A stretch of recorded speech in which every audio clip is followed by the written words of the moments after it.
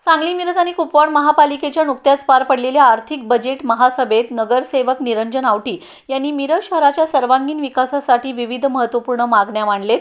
या मागण्यांकडे महापौर आणि आयुक्तांनी गांभीर्याने लक्ष देऊन आगामी बजेटमध्ये आवश्यक तरतूद करावी अशी विनंती त्यांनी केली।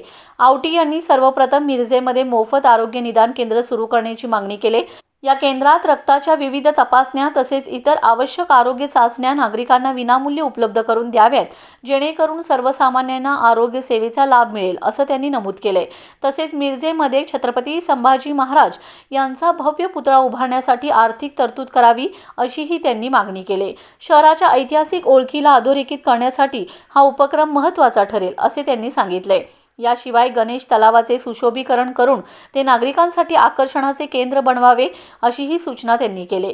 मिरज ही ऐतिहासिक नगरी असून तिला पूर्वी भुईकोट किल्ला म्हणून ओळखले जात असे।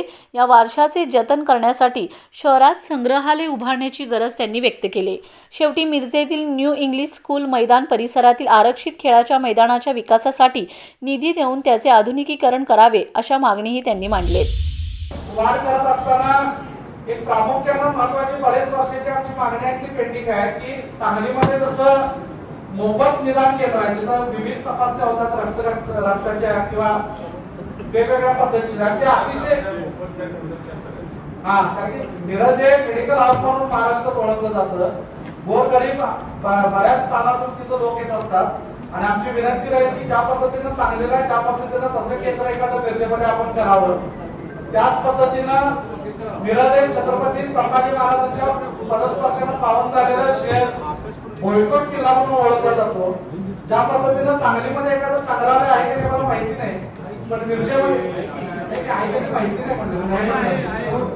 नाही आहे।